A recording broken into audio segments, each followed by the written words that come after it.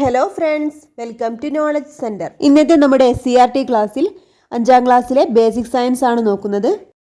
Total 4 chapters ആണ് basic സയൻസിൻ്റെ part 1-ലുള്ളത്. ആദ്യത്തെ 2 ചാപ്റ്റേഴ്സ് ഇതിനു മുമ്പുള്ള ക്ലാസ്സിൽ നമ്മൾ പഠിച്ചിട്ടുണ്ട്. 3-ാമത്തെയും 4-ാമത്തെയും ചാപ്റ്റേഴ്സ് ആണ് നമുക്ക് ഈ ഒരു ക്ലാസ്സിലൂടെ നോക്കാനുള്ളത്. 3-ാമത്തെ ചാപ്റ്റർ ജലം നിത്യജീവിതത്തിൽ, അതുപോലെ 4-ാമത്തെ ചാപ്റ്റർ ജീവനുള്ള വിത്തുകൾ. ഇവ രണ്ടും നമുക്ക് നോക്കാം. ക്ലാസ് കാണുന്നവർ നമ്മുടെ ടെലിഗ്രാമിൽ ജോയിൻ ചെയ്ത് പോൾ എക്സാമും അറ്റൻഡ് ചെയ്യണേ. ടെലിഗ്രാമിൻ്റെ ലിങ്ക് ഞാൻ ഡിസ്ക്രിപ്ഷൻ ബോക്സിൽ കൊടുത്തിട്ടുണ്ട്. അതുപോലെ സബ്സ്ക്രൈബ് ചെയ്യാതെ കാണുന്നവർ ഒന്ന് സബ്സ്ക്രൈബ് ചെയ്ത് സപ്പോർട്ട് ചെയ്യണേ. 3-ാമത്തെ ചാപ്റ്ററാണ് ജലം നിത്യജീവിതത്തിൽ. ആദ്യം തന്നെ ഒരു പിക്ചർ തന്നിട്ടുണ്ട്. പുഴവെള്ളത്തിൻ്റെ ശുദ്ധീകരണ ഘട്ടങ്ങളാണ്. 1-ാമത് വലിയ മാലിന്യങ്ങൾ അരിച്ചു മാറ്റുന്നു. 2-ാമത് മാലിന്യങ്ങൾ അടിയാൻ അനുവദിക്കുന്നു. പലതരത്തിലുള്ള അരിപ്പകൾ കൊണ്ട് അരിച്ചു മാറ്റുന്നു. 4-ാമത് രോഗാണുക്കളെ നശിപ്പിക്കുന്നു. ഇത്രയാണ് പുഴവെള്ളത്തിൻ്റെ ശുദ്ധീകരണ ഘട്ടങ്ങൾ. അപ്പോൾ 1-ാമത് വലിയ മാലിന്യങ്ങൾ അരിച്ചു മാറ്റുന്നു. 2-ാമത് മാലിന്യങ്ങൾ അടിയാൻ അനുവദിക്കുന്നു. പിന്നെ പലതരത്തിലുള്ള അരിപ്പകൾ കൊണ്ട് അരിച്ചു മാറ്റുന്നു. പിന്നെ രോഗാണുക്കളെ നശിപ്പിക്കുന്നു. ശുദ്ധജലത്തിൻ്റെ വിതരണ ഘട്ടങ്ങളാണ് അടുത്തത്. ടാങ്കിൽ സംഭരിക്കുന്നു, ജലം വീടുകളിലേക്ക് എത്തിക്കുന്നു. ഈ ഒരു ഡയഗ്രാമാണ് ഇവിടെ കൊടുത്തിട്ടുള്ളത്. നമ്മുടെ നിത്യജീവിതത്തിലെ ജലത്തിൻ്റെ പ്രാധാന്യം മനസ്സിലാക്കാനുള്ളൊരു ചാപ്റ്ററാണിത്. അടുത്തത് ജലത്തിൻ്റെ ഏകദേശ പ്രതിദിന ഉപയോഗം എന്ന് കൊടുത്തിട്ടുണ്ട്. കുടിക്കാൻ എത്ര അളവാണ് ഉപയോഗിക്കുന്നത്? 2.5 മുതൽ 3.5 വരെയാണ്. 3.5 ലിറ്റർ വരെയാണ് കുടിക്കാനായിട്ട് ഉപയോഗിക്കുന്ന ജലം. ഭക്ഷണം പാകം ചെയ്യാൻ 3 മുതൽ 4 വരെയാണ്. 3 ലിറ്റർ മുതൽ 4 ലിറ്റർ വരെയാണ് ഭക്ഷണം പാകം ചെയ്യാൻ യൂസ് ചെയ്യുന്നത്. പാത്രങ്ങൾ കഴുകാൻ 6 ലിറ്റർ മുതൽ 8 ലിറ്റർ വരെയാണ്. കുളിക്കാനും വസ്ത്രങ്ങൾ കഴുകാനും 30 ലിറ്റർ വരെ ആവശ്യമാണ്. അതുപോലെ ശുചീകരണത്തിന് 50 ലിറ്റർ, മറ്റ് ആവശ്യങ്ങൾക്കായിട്ടും 30 ലിറ്റർ. ആകെ 121.5 ലിറ്റർ ആണ്. 121.5 ലിറ്റർ ആകെ പ്രതിദിനം ഒരാൾ ഉപയോഗിക്കുന്നുണ്ട്. അടുത്തത് കൂടുന്ന ആവശ്യവും കുറയുന്ന ലഭ്യതയും എന്ന് പറഞ്ഞൊരു ബോക്സ് കൊടുത്തിട്ടുണ്ട്. ജനസംഖ്യാ വർധനവും ജലമലിനീകരണത്തിൻ്റെ തോതിലുള്ള വർധനവും കാരണം ശുദ്ധജല ലഭ്യത കുറഞ്ഞു വരികയാണ്. ലോകത്തെ 200 കോടിയോളം മനുഷ്യർക്ക് ആവശ്യത്തിന് ശുദ്ധജലം ലഭിക്കുന്നില്ല എന്നാണ് കണക്കുകൾ സൂചിപ്പിക്കുന്നത്. ഈ സ്ഥിതി തുടർന്നാൽ വരും വർഷങ്ങളിൽ ജലക്ഷാമം കൂടുതൽ രൂക്ഷമാകുമെന്ന് കരുതപ്പെടുന്നു. ജലമലിനീകരണം മൂലമുള്ള രോഗങ്ങൾ കൊണ്ട് ലോകത്ത് പ്രതിവർഷം ദശലക്ഷക്കണക്കിന് ആളുകൾ മരിക്കുന്നുണ്ട്. അപ്പോൾ കൂടുന്ന ആവശ്യവും കുറയുന്ന ലഭ്യതയുമാണ് ജലത്തിനെന്നാണ് പറയുന്നത്. അടുത്തത് മനുഷ്യ ശരീരത്തിലെ ജലത്തിൻ്റെ അളവ് കൊടുത്തിട്ടുണ്ട്. തലച്ചോറിൽ 73% ജലമാണ്. തലച്ചോറിൽ 73% ജലമാണ്. രക്തത്തിൽ 94% ജലമാണ്. വൃക്കകൾ എത്ര യൂസ് ചെയ്യുന്നുണ്ട്? 79% ജലമാണ് വൃക്കയിലുള്ളത്. പേശികളിലും 75%. ഇനി ഹൃദയത്തിൽ 75%, ശ്വാസകോശങ്ങൾ 83%, അസ്ഥികൾ 31%.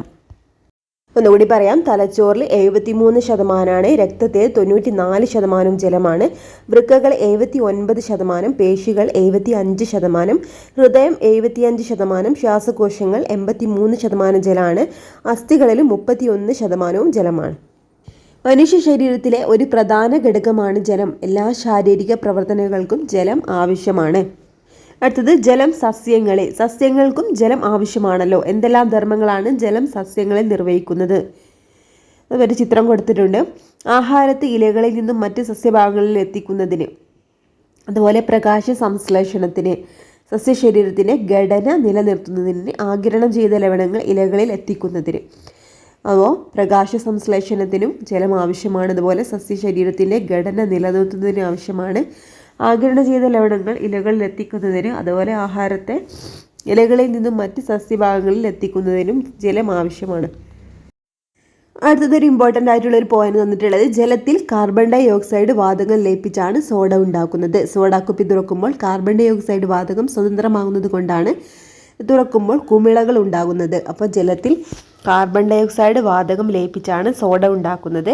സോഡ കുപ്പി തുറക്കുമ്പോൾ കാർബൺ ഡൈ ഓക്സൈഡ് വാതകം സ്വതന്ത്രമാകുന്നത് കൊണ്ടാണ് കുമിളകൾ ഉണ്ടാകുന്നതെന്നാണ് പറയുന്നത്. നാരങ്ങ വെള്ളം തയ്യാറാക്കിയപ്പോൾ എന്തെല്ലാമാണ് ലയിച്ചു ചേർന്നത്? ഇവ എന്തിലാണ് ലയിച്ചത്? നമുക്കൊരു ബോക്സ് കൊടുത്തിട്ടുണ്ട്. ലയിച്ചു ചേരുന്ന വസ്തുവിനെ ലീനം എന്നും, എന്തിലാണോ ലയിച്ചു ചേരുന്നത് ആ വസ്തുവിനെ ലായകം എന്നും പറയുന്നു. ലീനം ലായകത്തിൽ ലയിച്ചുണ്ടാകുന്നതാണ് ലായനി. അപ്പോൾ 3 ഇമ്പോർട്ടൻറ്റ് ടേംസ് ആണ് ഇവിടെ പഠിക്കാനുള്ളത്. ലയിച്ചു ചേരുന്ന വസ്തുവിനെ ലീനം എന്നും എന്തിലാണോ ലയിച്ചു ചേരുന്നത് ആ വസ്തുവിനെ ലായകം എന്നും പറയുന്നു. ലീനം ലായകത്തിൽ ലയിച്ചുണ്ടാകുന്നത് ലായനി. ഇനി നമുക്ക് പഞ്ചസാര ലായനിയിൽ ഏതാണ് ലീനം? ലീനം പഞ്ചസാരയാണ് ജലത്തിൽ ലയിക്കുന്നത് പഞ്ചസാരയാണ്. അതുകൊണ്ട് പഞ്ചസാരയാണ് ലീനം. അപ്പോൾ വെള്ളം ലായകവുമാണ്. ജലത്തിന് നിരവധി വസ്തുക്കളെ ലയിപ്പിക്കാൻ കഴിവുണ്ട്. അതിനാൽ ജലത്തെ സാർവിക ലായകം അല്ലെങ്കിൽ യൂണിവേഴ്സൽ സോൾവെന്റ് എന്ന് പറയുന്നു. അപ്പോൾ ജലത്തെ യൂണിവേഴ്സൽ സോൾവെന്റ് എന്നാണ് പറയുന്നത്. കാരണം ജലത്തിന് നിരവധി വസ്തുക്കളെ ലയിപ്പിക്കാൻ കഴിവുണ്ട്. ജലത്തിൻ്റെ ലായകശേഷി പ്രയോജനപ്പെടുത്തുന്ന കൂടുതൽ ഉദാഹരണങ്ങൾ ഏതാനൊക്കെ പറയുന്നുണ്ട് കുട്ടികൾക്ക്. വസ്ത്രങ്ങൾ അലക്കാനൊക്കെ ഉള്ളതിനുള്ളൊരു എക്സാമ്പിളാണ്. ഒരു ദ്രാവകത്തിൻ്റെ ഉപരിതലത്തിൽ നിന്ന് ചെറുകണികകൾ ചുറ്റുപാടിലേക്ക് വ്യാപിക്കുന്നതിനെ ബാഷ്പീകരണം അല്ലെങ്കിൽ വേപ്പറൈസേഷൻ എന്ന് പറയുന്നു. ചൂടാക്കുമ്പോൾ ബാഷ്പീകരണത്തിൻ്റെ തോത് വർദ്ധിക്കുന്നു. ബാഷ്പീകരണം എല്ലാ താപനിലയിലും സംഭവിക്കുന്നുണ്ട്.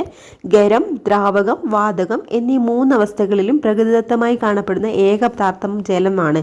അപ്പം ഒരു ദ്രാവകത്തിൻ്റെ ഉപരിതലത്തിൽ നിന്ന് ചെറുകണികൾ ചുറ്റുപാടിലേക്ക് വ്യാപിക്കുന്നതിനെ ബാഷ്പീകരണം എന്ന് പറയുന്നു.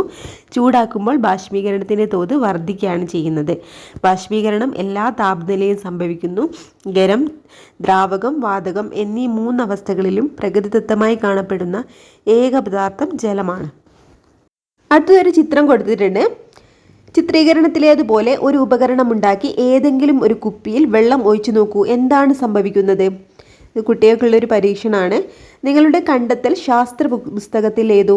അതുപോലെ ജലാശയങ്ങൾ വറ്റുമ്പോൾ സമീപത്തെ വീടുകളിലെ കിണറുകളിൽ ജലനിരപ്പ് എന്ത് സംഭവിക്കും? വ്യവസായശാലകൾ നിയന്ത്രണമില്ലാതെ ജലമെടുക്കുന്നത് ആ പ്രദേശത്തെ ജലലഭ്യതയെ ബാധിക്കുമോ? ഇതൊക്കെ കുട്ടികൾക്കുള്ളൊരു ചർച്ച ചെയ്യാനുള്ളൊരു വർക്കാണ്. വിധാനം പാലിക്കുന്നു എന്നത് ജലത്തിൻ്റെ ഒരു സവിശേഷതയാണ്. ഒരു പോയിന്റ് കൊടുത്തിട്ടുണ്ട്. വിധാനം പാലിക്കുക എന്നുള്ളത് ജലത്തിൻ്റെ ഒരു സവിശേഷതയാണ്. അടുത്തൊരു ഹെഡിങ് ആണ് കരുതി വെക്കാം നാളേക്ക്. മഴ ധാരാളം ലഭിക്കുന്ന നാടാണ് നമ്മുടേത്. എന്നാൽ വേനൽക്കാലത്ത് പല പ്രദേശങ്ങളിലും വരൾച്ച ഉണ്ടാകുന്നുണ്ട്. മഴവെള്ളം സംഭരിച്ചു വെച്ചാൽ വേനൽക്കാലത്തും ജലലഭ്യത ഉറപ്പാക്കാം. അപ്പം മഴവെള്ളം സംഭരിക്കുന്നതിനുള്ള ചില മാർഗങ്ങളാണ് ചിത്രത്തിൽ കൊടുത്തിട്ടുള്ളത്. മഴവെള്ള സംഭരണി, പോലെ തടയണ, കയ്യാല, കിണർ റീചാർജിങ്. ഇതൊക്കെ മഴവെള്ളത്തെ സംഭരിക്കുന്നതിനുള്ള പുതിയ ചില മാർഗങ്ങളാണ്. മഴവെള്ള സംഭരണി, തടയണകെട്ട്, അതുപോലെ കയ്യാല, കിണർ റീചാർജിങ്. അപ്പോൾ ഈ ഒരു ചാപ്റ്ററിൽ ഇമ്പോർട്ടൻ്റ് ആയിട്ടുള്ള കാര്യങ്ങൾ ഇത്രയേ ഉള്ളൂ നമുക്ക് പഠിക്കാനായിട്ടുള്ളത്. ഇനി നെക്സ്റ്റ് ചാപ്റ്റർ നമുക്ക് നോക്കാം. 4ാമത്തെ ചാപ്റ്ററാണ് ജീവനുള്ള വിത്തുകൾ. ഹെഡിങ് ആണ് വിത്ത് മുളയ്ക്കാൻ. വിത്ത് മുളയ്ക്കാൻ ജലം ആവശ്യമാണ്. എന്നാൽ മണ്ണ്, സൂര്യപ്രകാശം എന്നീ ഘടകങ്ങൾ ആവശ്യമില്ല. ജലത്തിനു പുറമെ വായു, അനുയോജ്യമായ താപനില എന്നിവയും വിത്ത് മുളയ്ക്കാൻ ആവശ്യമാണ്. ഇപ്പോൾ വ്യത്യസ്ത വിത്തുകൾ മുളയ്ക്കാനെടുക്കുന്ന സമയവും അനുയോജ്യമായ താപനിലയും വ്യത്യാസമാണ്. അപ്പോൾ വിത്ത് മുളയ്ക്കാൻ ജലം ആവശ്യമാണ്. എന്നാൽ മണ്ണോ സൂര്യപ്രകാശമോ ആവശ്യമില്ല.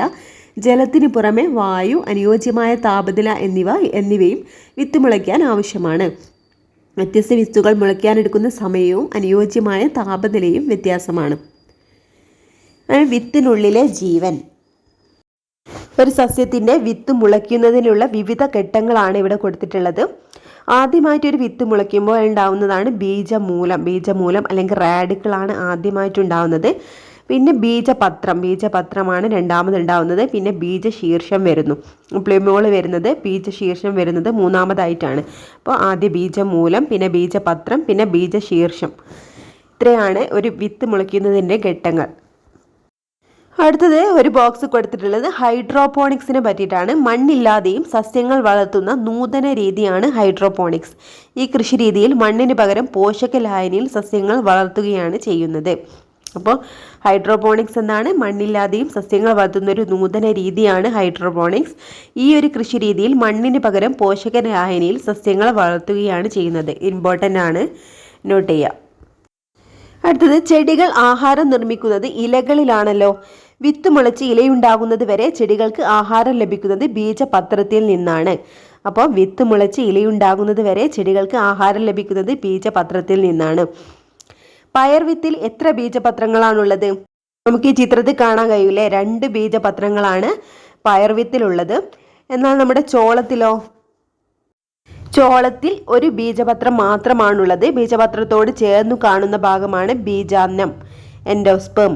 ഒരു ബീജപത്രം മാത്രമുള്ള സസ്യങ്ങളിൽ വിത്ത് മുളച്ചു ഇലയുണ്ടാകുന്നത് വരെ ചെടിക്ക് ആഹാരം ലഭിക്കുന്നത് ബീജാന്നത്തിൽ നിന്നാണ്. അപ്പോൾ ചോളത്തിൽ ഒരു ബീജപത്രം മാത്രമാണുള്ളത്. ബീജപത്രത്തോട് ചേർന്നുണ്ടാകുന്ന ഭാഗമാണ് ബീജാന്നം. ഒരു ബീജപത്രം മാത്രമുള്ള സസ്യങ്ങളിൽ വിത്ത് മുളച്ച് ഇലയുണ്ടാകുന്നത് വരെ ചെടിക്കുള്ള ആഹാരം ലഭിക്കുന്നത് ബീജാന്നത്തിൽ നിന്നാണ്. വിത്ത് മുളയ്ക്കുമ്പോൾ വരുന്ന മാറ്റങ്ങൾ നോക്കാം. പുളിങ്കുരു, ചക്കക്കുരു, കശുവണ്ടി, നെല്ല്, ചോളം തുടങ്ങിയ വിത്തുകൾ മുളപ്പിച്ചു നോക്കൂ. വിത്ത് മുളയ്ക്കുമ്പോൾ അതിനുണ്ടാകുന്ന മാറ്റങ്ങൾ നിരീക്ഷിക്കാനേ കുട്ടികൾക്കൊരു വർക്കുണ്ട്. അടുത്ത ഹെഡിങ് ആണ് വിത്തിൽ നിന്നല്ലാതെയും. വിത്തിൽ നിന്നല്ലാതെ ഉണ്ടാകുന്ന കുറച്ച് പ്ലാന്റ്സിൻ്റെ ചിത്രം കൊടുത്തിട്ടുണ്ട്. ചെമ്പരത്തി, നിശാഗന്ധി, കൃഷ്ണകിരീടം, ഇലമുളച്ചി എന്നിവ. അടുത്തൊരു പോയിന്റ് ആണ് മാതൃസസ്യത്തിൽ നിന്നും പല സ്ഥലങ്ങളിലേക്ക് വിത്തുകൾ എത്തപ്പെടുന്നതാണ് വിത്ത് വിതരണം അല്ലെങ്കിൽ സീഡ് ഡിസ്പേഴ്സൽ. മാതൃസസ്യത്തിൽ നിന്നും പല സ്ഥലങ്ങളിലേക്ക് വിത്തുകൾ എത്തപ്പെടുന്നതാണ് വിത്ത് വിതരണം. അടുത്തത് ഇലകളിലെ വൈവിധ്യം എന്ന് പറഞ്ഞിട്ടുള്ള ഒരു ചിത്രം കൊടുത്തിട്ടുണ്ട്. പച്ചപ്പുള്ള ഭാഗങ്ങൾ നഷ്ടപ്പെട്ട ഈ ഇലകളിൽ അവശേഷിക്കുന്നത് എന്താണ്? ഇലയിലേക്ക് ജലം എത്തിക്കുന്നതും ഇലയിൽ നിന്ന് ആഹാരം കൊണ്ടുപോകുന്നതും ഈ ഭാഗങ്ങൾ വഴിയാണ്. ഇവയാണ് ഇലകളിലെ സിരകൾ. രണ്ട് ഇലകളിലെയും സിരകൾ വിന്യസിച്ചിരിക്കുന്നത് ഒരുപോലെയാണോ? ആദ്യത്തെ ചിത്രത്തിൽ ഇലയുടെ മധ്യഭാഗത്ത് ഇലഞ്ഞെട്ടിൽ നിന്നും അഗ്രഭാഗം വരെ നീണ്ടുപോകുന്ന പ്രധാന സിര നോക്കൂ. അതിൽ നിന്ന് പുറപ്പെടുന്ന അനേകം ചെറിയ ശാഖകൾ പരസ്പരം ബന്ധപ്പെട്ട് വലക്കണ്ണികൾ പോലെ കിടക്കുന്നത് കണ്ടില്ലേ? ഇതാണ് ജാലികാ സിരാവിന്യാസം അല്ലെങ്കിൽ റെറ്റിക്കുലേറ്റ് ജാലികാ സിരാവിന്യാസം അല്ലെങ്കിൽ റെറ്റിക്കുലേറ്റ് വിനേഷൻ. രണ്ടാമത്തെ ചിത്രത്തിൽ ഇലയിലെ സിരകൾ എല്ലാം പരസ്പരം കൂട്ടിമുട്ടാതെ ഇലയുടെ നെറ്റിൽ നിന്നും തുടങ്ങി സമാന്തരമായി അഗ്രഭാഗത്ത് എത്തി യോജിക്കുന്നത് കണ്ടില്ലേ? ഇതാണ് സമാന്തര സിരാവിന്യാസം, പാരലൽ വിനേഷൻ. 2 പോയിന്റ്സ് നമുക്ക് പഠിക്കാനുള്ളത്. ഇലയുടെ മധ്യഭാഗത്ത് ഇലഞ്ഞെട്ടിൽ നിന്നും അഗ്രഭാഗം വരെ നീണ്ടുപോകുന്ന പ്രധാന സിര, അതിൽ നിന്നും പുറപ്പെടുന്ന അനേകം ചെറിയ ശാഖകൾ പരസ്പരം ബന്ധപ്പെട്ട് വളക്കണ്ണികൾ പോലെ കിടക്കുന്നു. ഇതാണ് ജാലികാ സിരാവിന്യാസം. രണ്ടാമത്തേത് ഇലയിലെ സിരകൾ എല്ലാം പരസ്പരം കൂട്ടിമുട്ടാതെ ഇലയുടെ നെറ്റിൽ നിന്ന് തുടങ്ങി സമാന്തരമായി അഗ്രഭാഗത്ത് എത്തി യോജിക്കുന്നു. ഇതാണ് സമാന്തര സിരാവിന്യാസം അല്ലെങ്കിൽ പാരലൽ വിനേഷൻ. അപ്പോൾ നമ്മൾ ജാലികാ സിരാവിന്യാസവും അതുപോലെ സമാന്തര സിരാവിന്യാസം എന്ന് പറയുന്ന 2 ടേംസ് പഠിച്ചു. ഇത് തമ്മിലുള്ള വ്യത്യാസം മനസ്സിലാവാനായിട്ട് ഒരു പിക്ചർ കൊടുത്തിട്ടുണ്ട്. ജാലികാ സിരാവിന്യാസത്തിൻ്റെയും അതുപോലെ സമാന്തര സിരാവിന്യാസവും. രണ്ടാമത്തത് പ്ലാവിൻ്റെ ഇലയാണ്, രണ്ടാമത്തത് മുള. അടുത്തത് ഒരു പ്ലാവിൻ്റെയും ഒരു പുൽച്ചെടിയുടെയും ചിത്രം കൊടുത്തിട്ടുണ്ട്. പ്ലാവിലെ വേരുപടലത്തിൽ കാണ്ഡത്തിൽ നിന്ന് താഴോട്ട് വളർന്നിരിക്കുന്ന വലിപ്പം കൂടിയ ഒരു വേര് കാണുന്നില്ലേ? ഈ വേരാണ് തായ്വേര് അല്ലെങ്കിൽ ടാപ്പ് റൂട്ട്. പ്ലാവിലെ വേരുപടലത്തിൽ കാണ്ഡത്തിൽ നിന്നും താഴോട്ട് വളർന്നിരിക്കുന്ന ഒരു വേരാണ് തായ്വേര് അല്ലെങ്കിൽ ടാപ്പ് റൂട്ട്. ഈ വേരിൽ നിന്നാണ് മറ്റ് ചെറിയ വേരുകൾ വളർന്നിരിക്കുന്നത്. അപ്പോൾ എന്താണ് തായ്വേര്? വേരുപടലത്തിൽ കാണ്ഡത്തിൽ നിന്ന് താഴോട്ട് വളർന്നിരിക്കുന്ന വലിപ്പം കൂടിയ വേരാണ് തായ്വേര്. ഈ വേരിൽ നിന്നാണ് മറ്റ് ചെറിയ വേരുകളൊക്കെ വളർന്നിരിക്കുന്നത്. കാണ്ഡത്തിൻ്റെ ചുവട്ടിൽ നിന്ന് താഴോട്ട് വളരുന്ന ഒരു തായ്വേരും അതിൽ നിന്ന് വളരുന്ന ശാഖാവേരുകളും ചേർന്ന് കാണപ്പെടുന്ന വേരുപടലമാണ് തായ്വേരുപടലം, ടാപ്പ് റൂട്ട് സിസ്റ്റം. മാവ്, പ്ലാവ് തുടങ്ങിയവയിൽ തായ്വേര് പടലമാണ് കാണാൻ കഴിയുന്നത്. കാണ്ഡത്തിൻ്റെ ചുവട്ടിൽ നിന്ന് വളരുന്ന നാരുകൾ പോലെയുള്ള ധാരാളം വേരുകൾ ചേർന്ന വേരുപടലമാണ് നാരുവേരുപടലം അല്ലെങ്കിൽ ഫൈബ്രസ് റൂട്ട് സിസ്റ്റം. പുൽവർഗത്തിൽപ്പെട്ട സസ്യങ്ങൾക്കൊക്കെ നാരുവേരു പടലമാണുള്ളത്. അപ്പോൾ ഇതാണ് തായ്വേര് പടലം കാണുന്നത്. മാവ്, പ്ലാവ് തുടങ്ങിയവയിലാണ്. കാണ്ഡത്തിൽ നിന്ന് ചുവട്ടിൽ നിന്ന് വളരുന്ന ധാരുകൾ പോലെയുള്ള ധാരാളം വേരുകൾ ചേർന്ന വേരുപടലമാണ് നാരുവേര് പടലം. ഇത് കാണപ്പെടുന്നത് പുൽവർഗത്തിൽപ്പെട്ട സസ്യങ്ങൾക്കാണ്. അപ്പോൾ പുൽവർഗത്തിൽപ്പെട്ട സസ്യങ്ങൾക്ക് നാരുവേര് പടലം അല്ലെങ്കിൽ ഫൈബ്രസ് റൂട്ട് സിസ്റ്റമാണ് ഉണ്ടാവുന്നത്. അടുത്തൊരു ബോക്സ് കൊടുത്തിട്ടുണ്ട്. ഇങ്ങനെയും ചില വേരുകൾ. സാധാരണയായി ബീജമൂലം വളർന്നാണ് വേരുകളായി മാറുന്നതെങ്കിൽ തണ്ടിൽ നിന്നും ശിഖരങ്ങളിൽ നിന്നും ചില വേരുകൾ ഉണ്ടാകുന്നുണ്ട്. താങ്ങുവേര് അല്ലെങ്കിൽ പ്രോപ്പ് റൂട്ട്, പൊയ്ക്കാൽ വേര് അല്ലെങ്കിൽ സ്റ്റിൽറ്റ് റൂട്ട് അല്ലെങ്കിൽ പറ്റുവേര്, ക്ലിങ്ങിങ് റൂട്ട് എന്നൊക്കെയാണ് ഇവ അറിയപ്പെടുന്നത്. അപ്പോൾ കണ്ടൽ ചെടികളിൽ കാണുന്ന പ്രത്യേകതരം വേരുകളാണ് ശ്വസന വേരുകൾ അല്ലെങ്കിൽ ന്യൂമാറ്റോഫോസ്. ഈ വേരിൻ്റെ അഗ്രഭാഗം മണ്ണിൽ നിന്നും അന്തരീക്ഷത്തിലേക്ക് ഉയർന്നു നിൽക്കും. വാതക വിനിമയത്തിന് സഹായിക്കുന്നത് കൊണ്ട് ഇവ ശ്വസന വേര് എന്നറിയപ്പെടുന്നു. അപ്പോൾ സാധാരണയായി ബീജമൂലം വളർന്നാണ് വേരുകളായി മാറുന്നത്. അപ്പോൾ തണ്ടിൽ നിന്നും ശിഖരങ്ങളിൽ നിന്നും ചില വേരുകൾ ഉണ്ടാകുന്നുണ്ട്. അതാണ് താങ്ങുവേര്, പൊയ്ക്കാൽ വേര്, പറ്റുവേര്, അതുപോലെ കണ്ടൽ ചെടികളിൽ കാണപ്പെടുന്ന വേരുകളാണ് ശ്വസന വേരുകൾ. ഈ ഒരു വേരിൻ്റെ അഗ്രഭാഗം മണ്ണിൽ നിന്ന് അന്തരീക്ഷത്തിലേക്ക് ഉയർന്നു നിൽക്കും. വാതക വിനിമയത്തിന് സഹായിക്കുന്നത് കൊണ്ടാണ് ഇവ ശ്വസന വേര് എന്ന് അറിയപ്പെടുന്നത്. ഇത് ഇമ്പോർട്ടൻ്റ് ആണ്. ABSൻ്റെ ക്വസ്റ്റ്യനിൽ ഇടയ്ക്കിടയ്ക്ക് ചോദിക്കുന്ന ക്വസ്റ്റ്യൻ ആണ്. അപ്പോൾ നോട്ട് ചെയ്യാം. അപ്പോൾ ഈ ഒരു 4 വേരുകളുടെയും ചിത്രം കൊടുത്തിട്ടുണ്ട്. താങ്ങുവേര്, പൊയ്ക്കാൽ വേര്, പറ്റുവേര്, ശ്വസന വേരുകൾ. താങ്ങുവേര് കാണപ്പെടുന്നത് ഏതൊക്കെ? ആൽമരത്തിൻ്റെ ചിത്രമാണ് കൊടുത്തിട്ടുള്ളത്. ആൽമരത്തിലാണ് താങ്ങുവേര് കാണപ്പെടുന്നത്. പൊയ്ക്കാൽ വേര് ആറ്റുകൈതൻ്റെ ചിത്രമാണ് കൊടുത്തിട്ടുള്ളത്. ആറ്റുകൈതയിലാണ് പൊയ്ക്കാൽ വേര് കാണപ്പെടുന്നത്. ആറ്റുകൈത പോലുള്ള സസ്യങ്ങളിലാണ്. ഇനി പറ്റുവേര് എന്താ? പറ്റുവേര് ഒരു മരവാഴയുടെ ചിത്രമാണ് കൊടുത്തിട്ടുള്ളത്. മരവാഴ ഒരു മരത്തിൽ പറ്റിപ്പിടിച്ച് വളരുന്ന ചിത്രമാണ് കൊടുത്തിട്ടുള്ളത്. മരവാഴയ്ക്ക് പറ്റുവേരുണ്ട്. അതുപോലെ ശ്വസന വേരുകൾ കാണപ്പെടുന്നത് കണ്ടൽക്കാടുകളിലാണ് ശ്വസന വേരുകൾ ഉണ്ടാവുക. അതിൻ്റെ ചിത്രവും കൊടുത്തിട്ടുണ്ട്. അടുത്ത ഹെഡിങ് ആണ് ഏകബീജ പത്രസസ്യങ്ങളും ദ്വിബീജ പത്രസസ്യങ്ങളും. ചിത്രത്തിൽ ഒരു ബീജപത്രം മാത്രമേ ഉള്ളൂ. അത്തരം സസ്യങ്ങളെ ഏകബീജ പത്രസസ്യങ്ങളെ അല്ലെങ്കിൽ മോണോകോട്ട് പ്ലാന്റ്സ് എന്ന് പറയുന്നു. അപ്പോൾ അങ്ങനെയെങ്കിൽ 2 ബീജപത്രസസ്യങ്ങളുടെ എന്ത് പേര് വിളിക്കാം? നാരുവേര് പടലം, ശിഖരങ്ങളില്ലാത്ത തണ്ട്, സമാന്തര സിരാവിന്യാസമുള്ള ഇലകൾ എന്നിവ ഏകബീജ പത്രസസ്യത്തിൻ്റെ സവിശേഷതകളാണ്.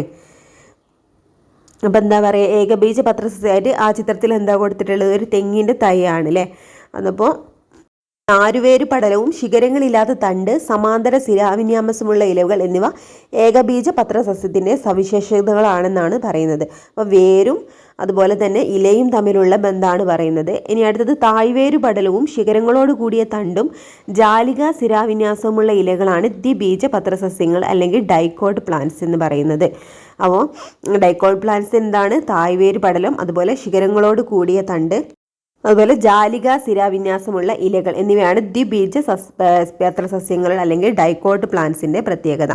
വേരും ഇലയും തമ്മിലുള്ള ഇത്തരത്തിലുള്ള ബന്ധമാണ് കാണിക്കാത്ത ചില സസ്യങ്ങളും നമ്മുടെ ചുറ്റുപാടിൽ കാണാൻ സാധിക്കും. അതിന് ഉദാഹരണമാണ് ചേമ്പ്, ചേന എന്നിവ.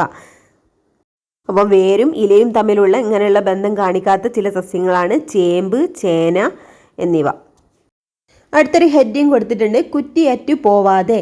പല പ്രദേശങ്ങളിലും മുമ്പുണ്ടായിരുന്നതും ഇപ്പോൾ എണ്ണത്തിൽ കുറവ് വന്നിട്ടുള്ളതുമായ സസ്യങ്ങളുടെ ചിത്രങ്ങളാണ് കൊടുത്തിട്ടുള്ളത്. അത് 2 ചിത്രങ്ങൾ കൊടുത്തിട്ടുണ്ട്. മുള്ളിലും അതുപോലെ തുമ്പ എന്നിവയുടെ ചിത്രമാണ് കൊടുത്തിട്ടുള്ളത്. ജീവികൾ എണ്ണത്തിൽ കുറഞ്ഞ് അവ ഭൂമിയിൽ നിന്ന് ഇല്ലാതാകുന്നതാണ് വംശനാശം. ജീവികളുടെ സ്വാഭാവിക ആവാസം നശിക്കുന്നതാണ് ഇതിനൊരു കാരണം. സ്വാഭാവിക ആവാസങ്ങൾ സംരക്ഷിക്കേണ്ടത് ജീവികളുടെയും നിലനിൽപ്പിന് ആവശ്യമാണ്. അപ്പോൾ വംശനാശം എന്ന് പറഞ്ഞാൽ ജീവികളുടെ എണ്ണത്തിൽ കുറഞ്ഞ് അവ ഭൂമിയിൽ നിന്ന് ഇല്ലാതാകുന്നതാണ് വംശനാശം. അപ്പോൾ നേരത്തെ നമ്മൾ കണ്ട 2 ചിത്രത്തിലുള്ള ചെടികൾ വംശനാശം സംഭവിച്ചുകൊണ്ടിരിക്കുന്ന ചെടികളാണ്. ജീവികളുടെ സ്വാഭാവിക ആവാസം നശിക്കുന്നതാണ് ഇതിനൊരു കാരണം. സ്വാഭാവിക ആവാസങ്ങൾ സംരക്ഷിക്കേണ്ടത് ജീവികളുടെ എല്ലാം നിലനിൽപ്പിന് ആവശ്യമാണ്. ഈ ഒരു ചാപ്റ്ററിൽ ഇത്രയേ ഉള്ളൂ. ഇനിയുള്ളത് കുട്ടികൾക്കുള്ള വർക്കാണ്. അപ്പോൾ ഈ ഒരു ക്ലാസ്സിനെ ബേസ് ചെയ്തോടെ നമ്മുടെ ടെലഗ്രാം ഗ്രൂപ്പിൽ പ്രോൾ എക്സാം ഉണ്ടാവും. എല്ലാവരും അത് ജോയിൻ ചെയ്ത് അറ്റൻഡ് ചെയ്യാൻ ശ്രമിക്കണേ. അതുപോലെ നിങ്ങൾക്ക് ഈ ക്ലാസ് ഇഷ്ടപ്പെട്ടാൽ ഒന്ന് ലൈക്ക് ചെയ്യാനും നിങ്ങളുടെ ഫ്രണ്ട്സിനൊക്കെ ഷെയർ ചെയ്യാനും മറക്കരുത്. Okay friends, thank you.